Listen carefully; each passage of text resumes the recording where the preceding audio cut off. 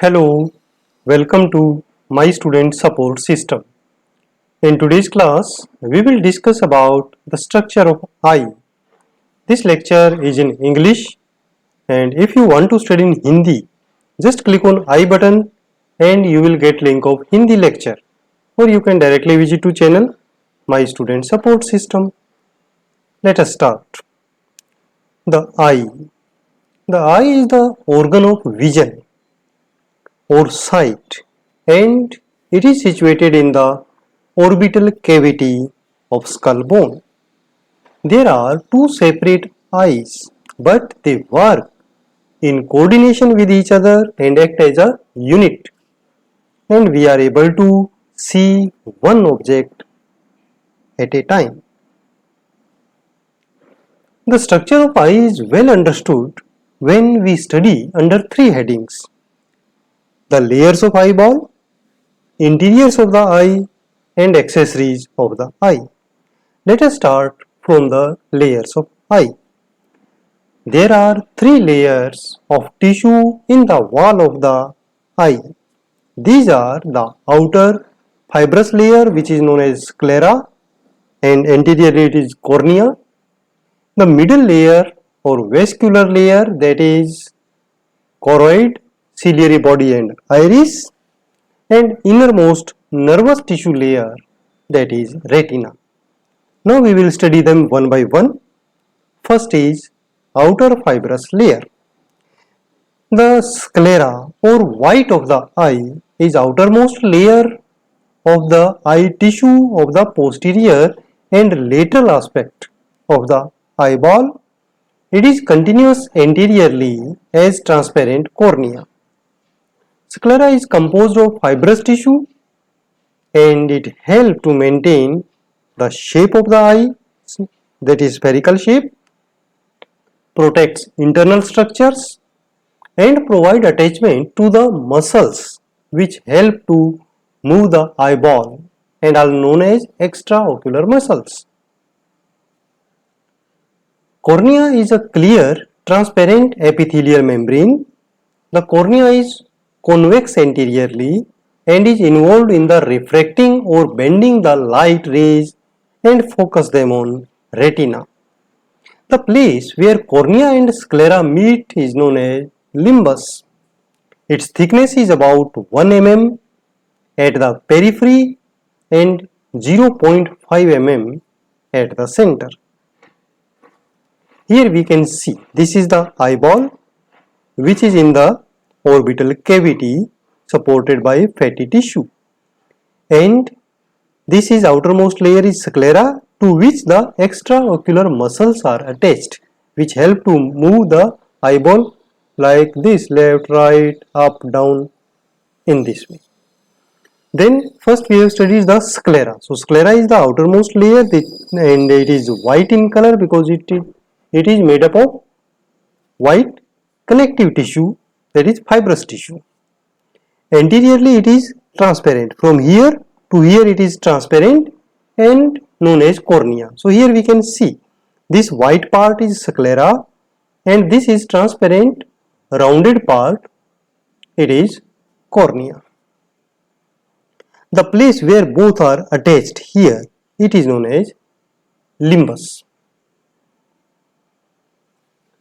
Then we come to middle layer. Middle layer is vascular layer because a lot of blood vessels are here and it is deep chocolate brown color because of these blood vessels. It consists of many parts such as choroid, ciliary body and iris. The choroid lines the posterior 5/6 of the inner surface of sclera. So here we can understand it. This is the sclera and this is choroid. Okay, so it is chocolatey brown, dark brown in color. Okay, here it is also. So this is the choroid. It is very rich in blood vessels and is deep chocolate brown in color. Anteriorly it is connected to the iris by ciliary body. So here it is iris, it is ciliary body and it is choroid. In this way they are connected to each other. Now we come to the ciliary body. Ciliary body is the anterior continuation of choroid consisting of ciliary muscles, which are smooth muscle fibers, and secretory epithelial cells. The ciliary body holds the lens in place via suspensory ligaments. So here this is the part of choroid, and here this ciliary body starts. Okay, and ciliary body contains the suspensory ligament which holds the lens in place. Okay, and iris is also attached to it. This is the part of iris. Iris is a contractile diaphragm between the cornea and lens. An opening in its center is called pupil. It is the visible colored part of the eye. So we can see the color of the eye through the cornea. So this colored part is iris. It acts like a diaphragm of the camera. It can reduce and it can dilate. Okay, that is known as constriction and dilatation of the pupil, because there is a hole which is known as pupil. It is a circular body composed of pigment cells, two layers of smooth muscle fibers and one circular and one radiating. Okay, so two types of muscle fibers are there. When circular muscle fiber constricts, it becomes narrow, the pupil becomes constricted, and when radiating muscles constrict, the pupil becomes dilated. And due to this constriction and dilatation, the iris controls the amount of light which enters into the eye. The color of iris is genetically determined and depend upon the number of pigment cells present. Albinos have no pigment cells, and the people with blue eyes have less pigment than those with the brown eyes. So this colored part is iris, and in the center there is pupil. Here you can also see this is a part of iris, it is circular. Then we come to inner nervous layer. So third innermost layer is known as retina. The retina is the innermost layer of the wall of the eye, and it is composed of several layers of nerve cell bodies and their axons, laying on the pigmented layer of the epithelial cell which is attached to the choroid. The sensory layer of retina is sensitive to light and color, and it is made up of photoreceptor cells and known as rods and cones. Macula lutea is a pale yellowish area near the posterior pole. It is approximately 4 mm in diameter. There is a small pit 1.5 mm in diameter that it is in the center and called fovea centralis, which is the point where the light normally focused. There is optic disc, also known as blind spot, 1.5 mm diameter. It is also known as white spot. It is about 3 mm medial to the macula. It is depressed and in the center, and this is called as physiological cup. From here the optic nerve starts. Here you can understand it like this. This is the inner part retina, and the light which come from outside, it focuses on the fovea centralis, and this is the blind spot or optic disc from where the optic nerve starts. And there are two types of cells, cones and rods. Now we come to the interiors of eye. The interiors of eye is divided into two compartments by the lens in between. A small anterior compartment is in front of the lens, so this is anterior compartment, and there is large posterior compartment which is behind the lens. The interior compartment is divided into two chambers. The anterior chamber lies between the iris and cornea, and the posterior chamber lies between iris and lens. The two compartments communicate with each other through the pupil. The two chambers are filled with aqueous humor, a fluid which helps in maintaining the intraocular pressure. It also provides nutrition to the lens and other structures and remove the waste products from here. Clear aqueous humor secreted into the posterior chamber by secretory glands of ciliary body. It circulates in front of the lens through the pupil to the anterior chamber and return to the venous circulation through the sacral venous sinus known as canal of Schlemm in the angle between iris and cornea. Posterior compartment. The posterior compartment is behind the lens and it is much larger than the anterior compartment.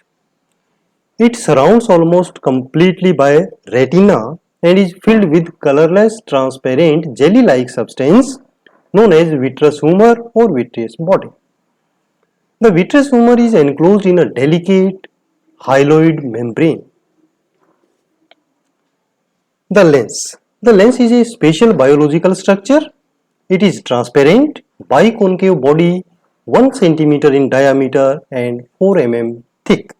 It is held between the anterior and posterior compartment of the eyeball by suspensory ligaments of ciliary body. The lens is enclosed in a transparent elastic lens capsule. Accessories of the eye.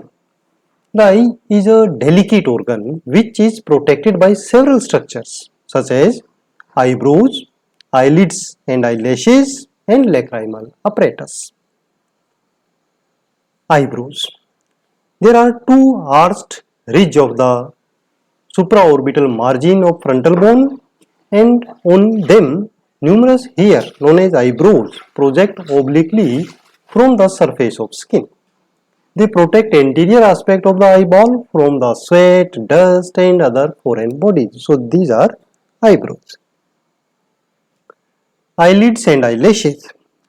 The eyelids are two movable folds of tissue situated above and below the front of each eye. Here these are eyelids, upper eyelid and lower eyelid. Here you can see these are upper eyelid and these are lower eyelid, and on the free border of these eyelids there are small hairs known as eyelashes.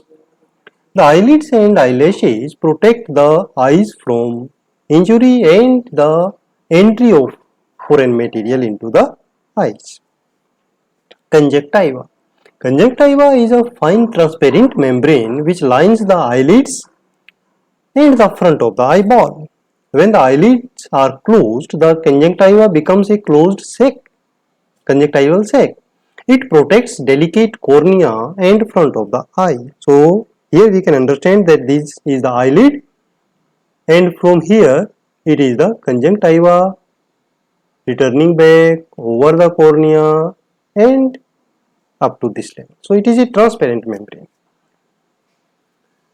Lacrimal apparatus. Lacrimal apparatus, there are two lacrimal apparatus, one for each eye, which consists of one lacrimal gland and its ducts. So this is lacrimal gland and these are ducts. Two lacrimal canaliculi. So here this 1 and 2. One lacrimal sac, that is here. One nasolacrimal duct. Okay. So this is nasolacrimal duct. The lacrimal gland secretes tears which are composed of water, mineral salts, antibodies and lysozyme, which is a bactericidal enzyme.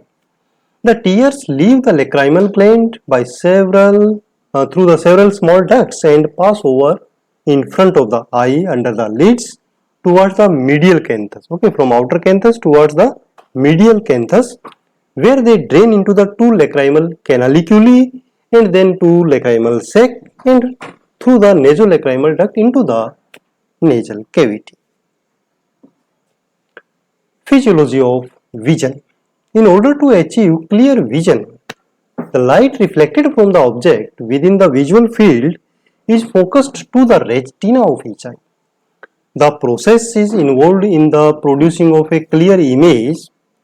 There are refraction of light rays, changing the size of pupil and accommodation of the eyes. So what are these? We will discuss one by one. First is refraction of light rays. When the light passes from one medium to another, it bends, and this bending is known as refraction.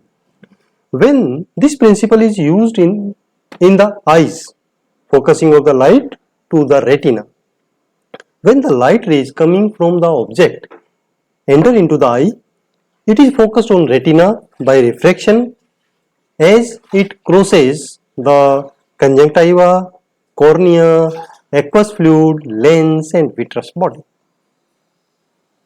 Second is changing the size of pupil. Pupil size also affects the vision by controlling the amount of light entering into the eye. In bright light, the pupils are constricted, and in dim light, the pupils are dilated. The iris consists of one layer of circular and one radiating smooth muscle fibers. Contraction of circular fibers constrict the pupil, and contraction of radiating fiber dilates the pupil. Next is accommodation of eyes. Accommodation is changing the power of eye, which depend upon the distance of object.